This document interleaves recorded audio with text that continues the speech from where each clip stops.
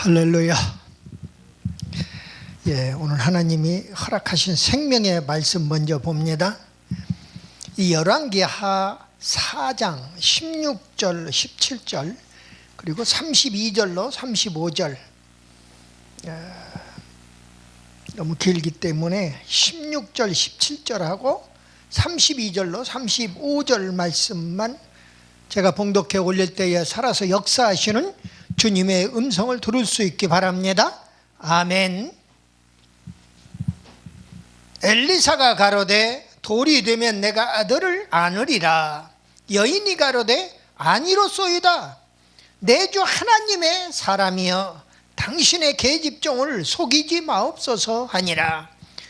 여인이 과연 잉태하여 돌이 돌아오매 엘리사의 말한 대로 아들을 낳았더라.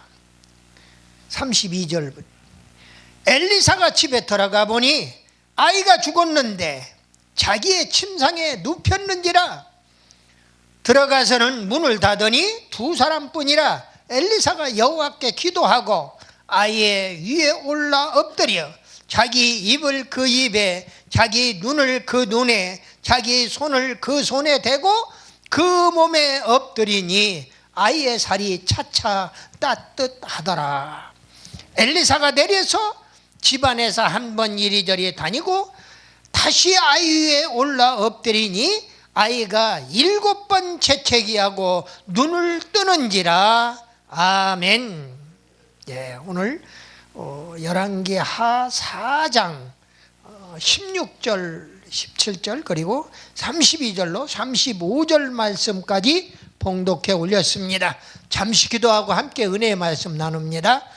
기도합니다. 살아서 역사하시는 우리 아버지 하나님, 은혜와 사랑을 진실로 감사합니다. 우리 주님 크신 뜻이 계셔서 이곳에 세계로 열린 선교방송을 피로 값주고 세워주심을 진실로 감사합니다. 이곳에서 선포되는 하나님의 말씀 하나하나가 하나님 나라 확장하는데 큰 몫을 감당하도록 도와주시옵소서. 오늘도 부족한 종 강단에서 말씀 선포할 때에 하늘문을 열어주시옵소서. 사랑하는 성도들 마음은 활짝 열고 말씀을 아멘으로 화답하며 그들의 심령 속의 기적을 체험하는 뜨거운 역사를 인도해 주시옵소서. 믿사옵고 우리 구주 예수 그리스도의 이름으로 감사드리며 기도드리옵나이다. 아멘. 오른손 들고 인사 한번 합시다. 할렐루야, 할렐루야. 반갑습니다. 세계로 열린 선교방송을 시청하는 애청자 여러분 반갑습니다. 강희준 목사입니다. 지금 기적 시리즈로 계속 말씀을 선포하고 있는데요.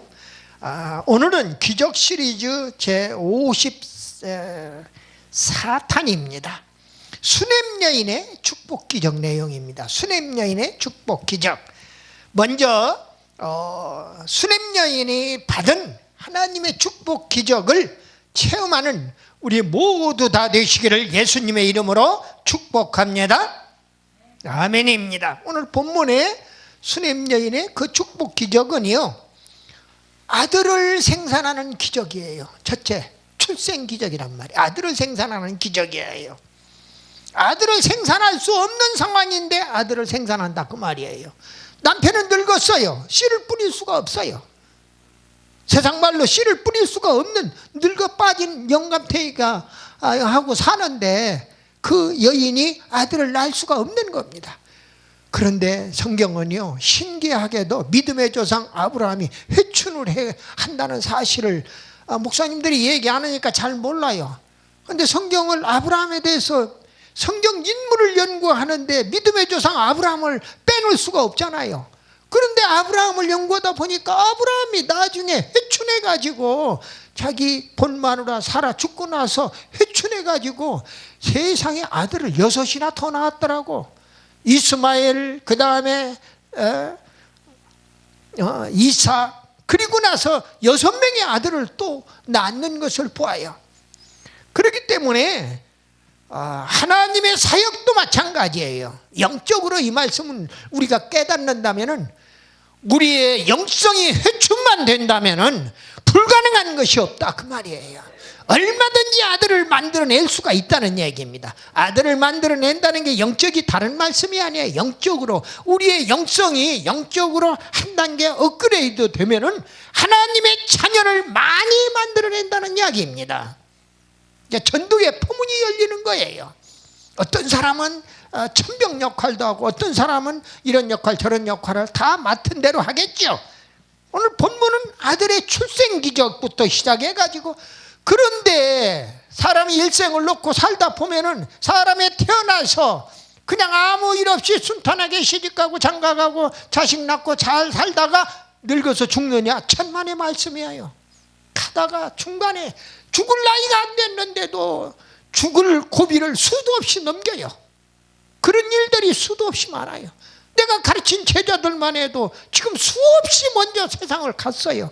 나보다도 늦게 태어난 내 동생도, 5년이나 늦게 태어난 내 동생도 먼저 가버렸단 말이에요.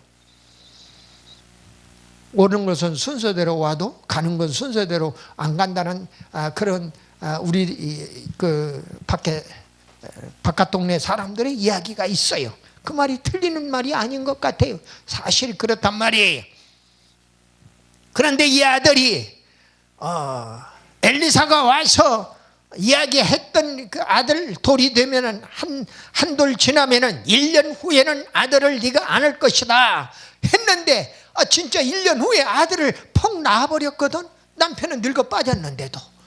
그러니까 그리고 그 어미 무릎에서 아이가 놀다가 애가 잘못돼서 그만 가버린 거야. 죽어버린 거예요. 문제가 이제 여기서부터 발생하는 거예요. 어머니 입장에서는 부활을 믿는 철두철미한 부활신앙을 가진 수냄 여인이었더라 그 말이에요. 오늘 이런 말씀을 하나씩 좀 증거를 해드리려고 합니다. 그 죽은 아들이 부활하는 그런 기적의 역사가 일어나는 겁니다. 오늘 그래서 기적이 출생 기적, 아들 출생 기적과 부활의 기적이에요. 수냄이라고 하는 곳은 헐몬산 서남쪽에 현재 솔람 지역이라고 합니다. 사마리아와 갈릴리 사이에 있는 도성으로 알려져 있습니다. 거기에 사는 여인, 그래서 지명을 따서 수냄 여인이에요. 여자들은 당시에 사람 취급도 안 받았던 그 시기에 여자 이름이 나오는 것 자체가 정말 참 기적 중에 기적이에요. 그래서 그 지명을 따라 수냄 여인, 우리나라도 그런 이야기들을 하잖아요. 우리 어머니 할머니 때는 어디 때 청주에서 시집 왔다고 청주 때, 문산에서 시집 왔다고 문산 때 하는 거예요. 마찬가지예요. 수냄 댁이에요. 수냄 여인이란 말이에요. 근데 수냄 여인은 엘리사를 존경했고 숙식을 제공했고 모든 편의를 제공한 것을 보게 돼요. 열왕기하 4장 오늘 16절부터 봤는데 10절에 보면은요, 우리가 저를 위하여 작은 방을 담 위에 짓고 침상과 책상과 의자와 촛대를 진설하사이다. 자기 저기 저가 우리에게 이르면 거기 유하리이다 하였더라 그랬어요. 아니 방을 아예 미리 선지자 엘리사의 방을 만들어 놓고 그 안에다 책상과 의자와 촛대를 다 전기가 없는 시절이니까 촛대로 해서 불을 밝혀준 겁니다. 밤에도 연구하실 수 있도록 연구 편의를 다 제공해 준 거예요. 잠자리를 다 제공해 준 거예요. 숙식을 다 제공해 준 거예요. 갈멜산에서 수련하고 있다가 다시 갈릴리로 들어갈 때에 이스라엘 예루살렘으로 들어갈 때에 이 엘리사는 바로 수냄 여인의 집에 자주 들리게 됐어요. 갈멜산에서 이스라엘로 갈 때에 수냄 여인의 집을 자주 이용을 했다 그 말입니다. 엘리사가. 그래서 엘리사가 늘 마음에 짐을 가지고 있는 거예요. 저 수냄 여인의 집에 무슨 문제가 있으면은 하나님의 사람이고 하나님의 선지자니까 이 하나님의 사람의 이름으로 문제를 해결해 줘야겠구나. 그래서 자기 종 게하시를 통해서 알아보니까 그 수냄 여인의 집에 무슨 문제가 있는가 알아보니까 수냄 여인의 집에는 아이가 없는 문제가 있는 거예요. 대를 이을 아들이 없다 그 말이죠. 우리나라도 마찬가지고 이스라엘도 마찬가지예요. 이스라엘이 특히 우리보다 더합니다. 이스라엘 아들의 선호 사상이 우리 한국 사람들보다도 더 그들이 출중한 것을 보게 돼요. 오늘 그래서 수냄 여인의 축복 기적 이런 말씀을 드리고 있는데 먼저 수냄 여인이 어떠한 신앙의 덕목을 가졌는가 성경을 통해서 몇 말씀 먼저 드리고자 합니다. 수냄 여인은 엘리사를 존경했고 또 엘리사를 접대했고 또 휴식 공간을 제공했고 또 연구 편의를 제공했고 올바른 관계를 유지했어요. 오늘날로 얘기하면은 목사님들과 성도 사이에 좋은 관계를 유지했더라 그 말이에요. 목사님 편의도 제공해 줬고 숙식도 제공해 주었고 잠자리도 제공해 줬고 방을 칸칸 별도로 만들어 가지고 거기에다 책상과 의자가 촛대까지 다 제공하면서 거기에서 연구할 수 있는 분위기를 다 만들어 주었더라 그 말이에요. 우리 목사님들이 가끔 어디 지방에 가서 무슨 일을 할 때에 그 지방에 그 어떤 권사님이 또는 어떤 집사님이 목사님 강사 목사님 왔다고 얼마나 그렇게 대접을 하고 자기 집에서 제가 집사 때 그랬어요. 제가 집사 때 강사 목사님 모시면은 우리 집에서 다 왜 그 전방 지역에 빈대고 우글거리는 그 속에서 목사님이 어디 잠자리가 할 데가 없는 거예요. 여관이요? 지금같이 이렇게 위생시설이 돼 있는 그런 시절이 아니거든요.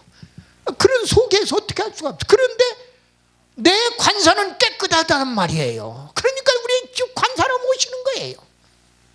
네, 그랬던 그런 몇십 년 전의 기억이 아롱아롱 생각이 납니다. 그런데 이 수냄 여인이 오늘 주인공이기 때문에 어떤 신앙 덕목을 가졌는가. 그는 선지자 엘리사를 존경했다. 그리고 그를 접대했다. 또 그에게 휴식 공간을 제공했다. 그리고 연구 편의 시설을 제공했다. 그리고 그 엘리사와 선지자와 좋은 인간관계를 맺었다. 이렇게 이야기할 수가 있습니다.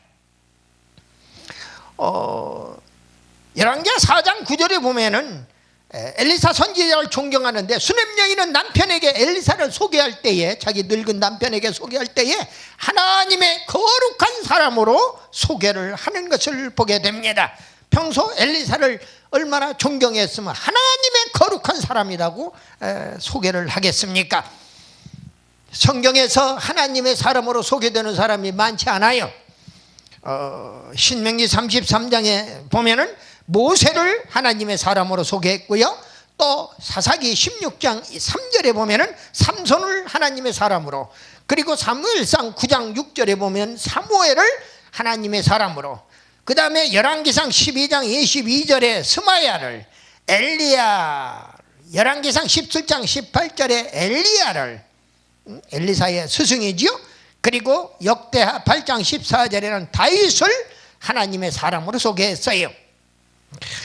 그리고 신약으로 넘어와서 디모데전서 6장 11절에 디모데를 하나님의 사람으로 소개하고 있는 겁니다. 하나님의 사람의 칭호를 사용하는데 그렇게 하나님의 사람이라는 칭호가 받을 만한 사람이 흔치 않았다 그 말이에요.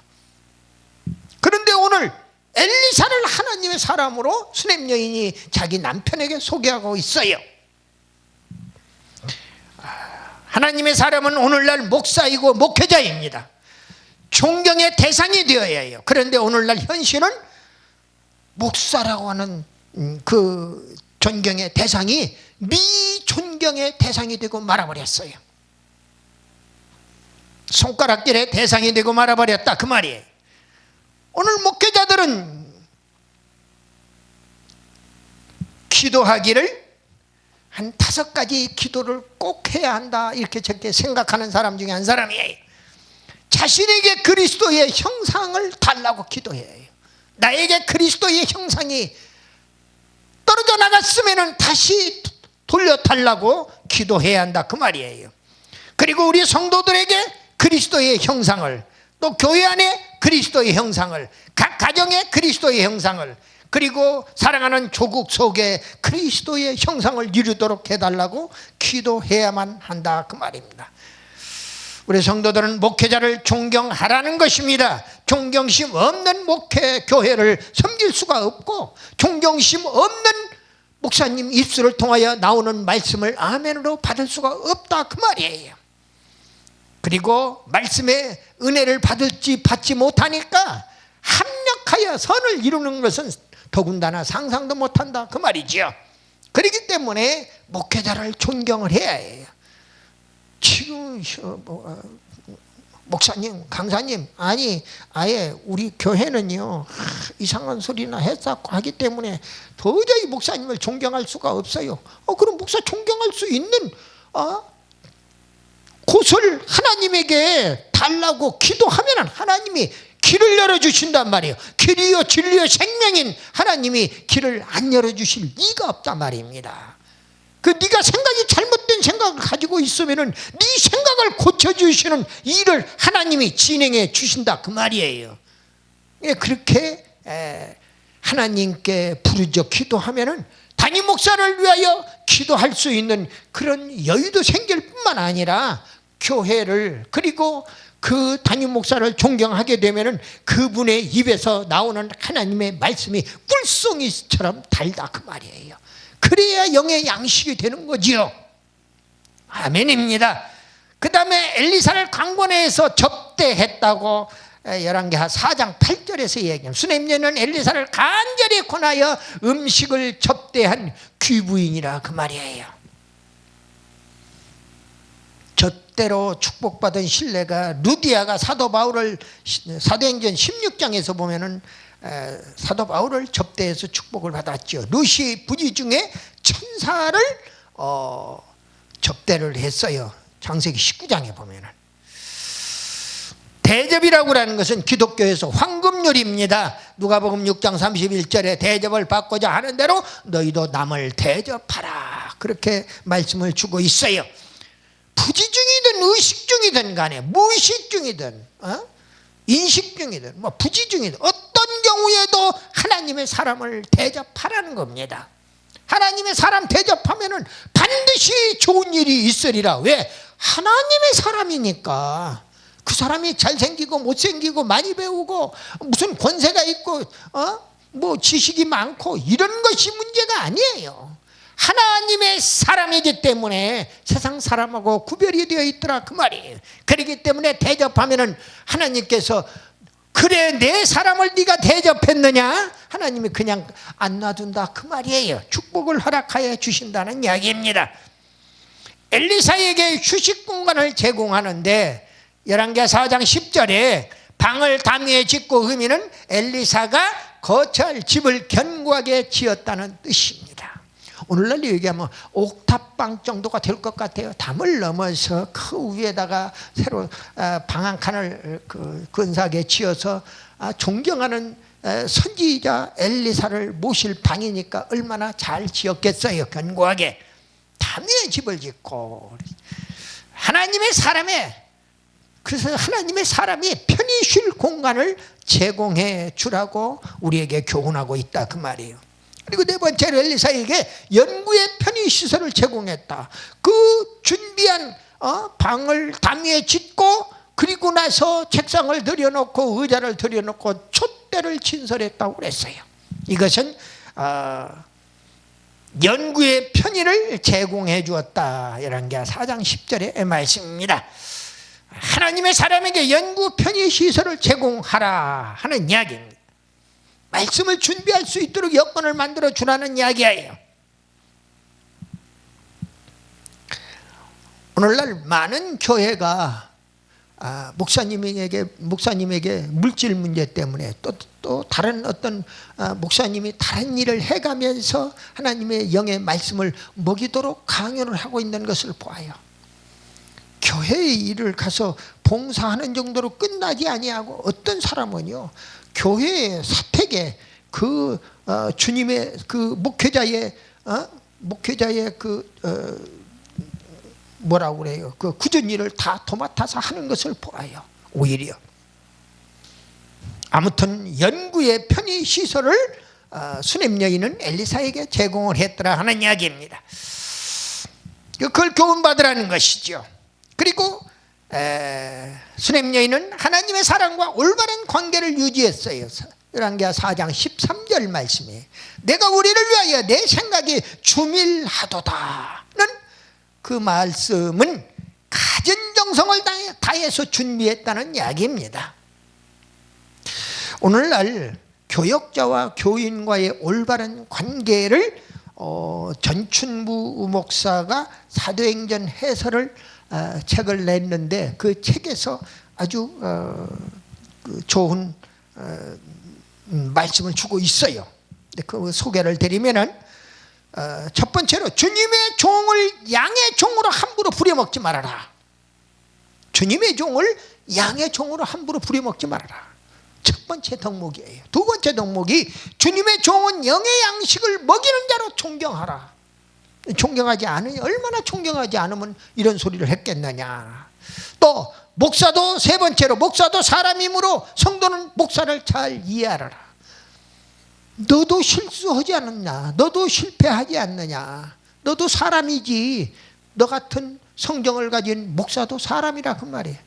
제가 이 말씀을 읽어보면서 내 스스로 사도신경 강해 책자를 만들다가 이 전춘부 목사의 이 내용이 너무 좋아서 이걸 내가 그 별도로 발췌해가지고 소개할 때 시간이 있을 때마다 소개를 합니다.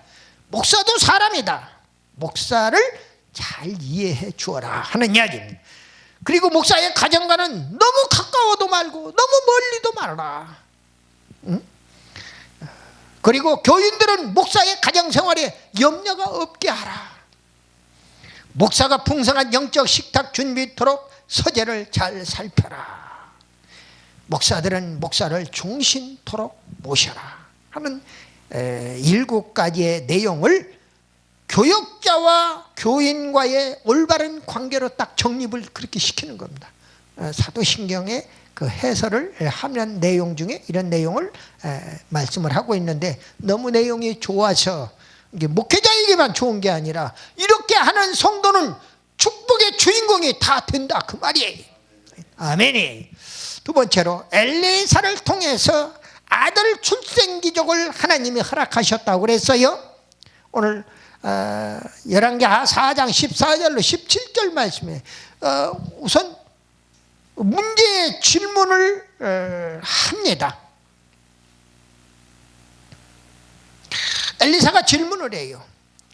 그런데 수냄 여인의 집에는 아들이 없고 또 남편은 늙었고 그런데 거기에 아들을 예언해 주고 아들을 생산하는 그러한 내용으로 전개가 됩니다. 문제의 질문이요 13절에 엘리사가 수냄 여인에게 내가 너를 위하여 어떻게 하랴 할 때에 내 가정의 문제가 무엇이냐 그 말이에요. 내 가정에 집안에 어떤 가정이든 간에 문제없는 가정이 없어요. 목사로부터 장로로부터 권사 집사 할 것 없이 다 가정에 문제가 있기 마련이야. 크든 작든 간에 문제가 있어요. 내 가정의 문제가 무엇이냐 도와주고 싶어서. 왜? 신세를 너무나 많이 지고 있기 때문에. 그때에 게하시라고 하는 종이 엘리사의 종이 대답을 합니다. 응? 아들이 없습니다. 남편이 너무 늙었습니다. 그런데 열왕기하 4장 14절 하반절에 이 여인은 아들이 없고 그 남편은 늙었나이다 하니 엘리사가 아들을 낳는다고 예언을 해버리는 거예요. 엘리사가 수냄 여인에게 돌이 되면 내가 아들을 안으리라. 오늘 본문 말씀이 16절 말씀입니다. 돌이 되면 내가 아들을 안으리라. 뜬금없이 아들 남편은 늙었고 그런데 1년 후에 아들을 낳는다고 그러니까 이거 기가 막힌 이야기예요. 그러니까 오늘 17절에서 16절 하반절에 보니까 내주 하나님의 사람이여 당신이 계집종을 속이지 마시오. 속이지 마옵소서. 거짓말하지 마십시오. 그 얘기예요.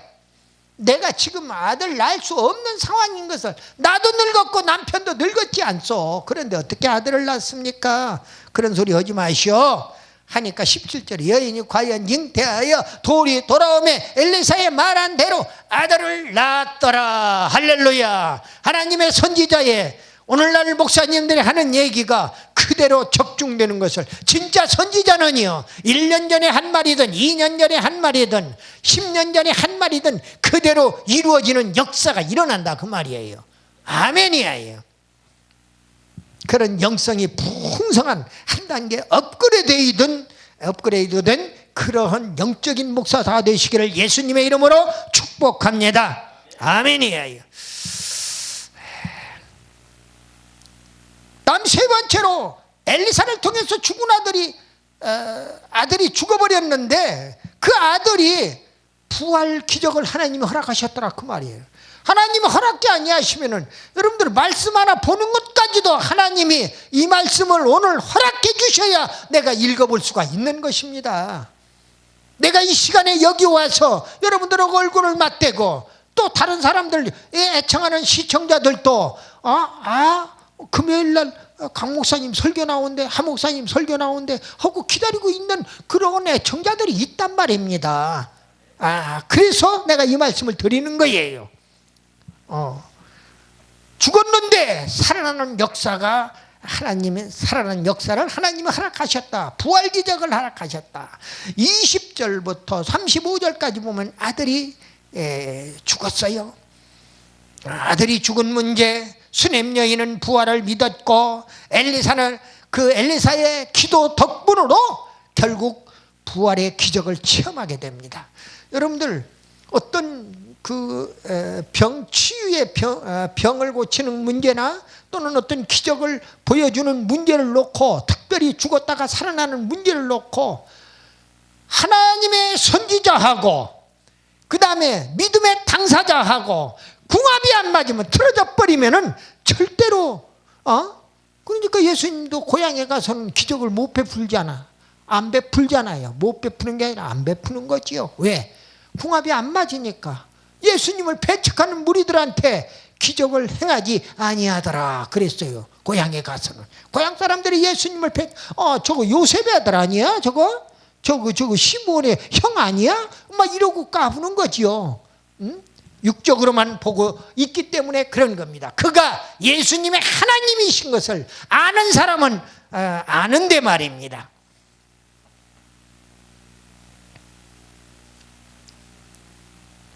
그 아들이 죽었는데 엘리사의 예언 성취의 기적으로 수넴 여인에게 태어났던 그 아들이 죽어버리니까, 그런데 그 수넴 여인은 부활의 믿음을 가지고 있었단 말이에요. 22절 24절에 보니까 죽은 아들을 하나님의 사람의 침상에 뉘어놓고 엘리사를 찾아갔어요. 그 머나먼 갈멜산까지 찾아갔더라 그 말이에요. 수넴 여인은 아들의 죽음을 남편에게도 알리지 않고 찾아갔어요. 수넴 여인은 아들이 죽었는데도 심적인, 그리고 아들 죽었는데 그 아들을 엘리사가 주무시는 그 방에다가 침상에다 뉘어놓고 엘리사를 모시러 갔던 겁니다. 엘리사가 오면은 죽은 내 아들을 살려내리라. 할렐루야. 아멘이에요. 그렇게 믿는 자는 그렇게 되는 것입니다. 엘리사의 행동하는 기도로 결국 기적이 일어납니다. 엘리사가 수넴 여인의 죽은 아들과 일체했습니다. 오늘 34절 35절 말씀을 보니까 오늘 본문이요, 아이에 올라 엎드려서 입을 맞추고 눈을 맞추고 손을 맞췄어요. 그 아이의 입에 내 입을, 그 아이의 손에 내 손을, 그 아이의 눈에 내 눈을 맞췄단 말이에요. 그리고 그 아이 위에 엎드려 버렸어요. 완전히 몸 전체를 갖다가 덮어서 엎드렸다 그 말이에요.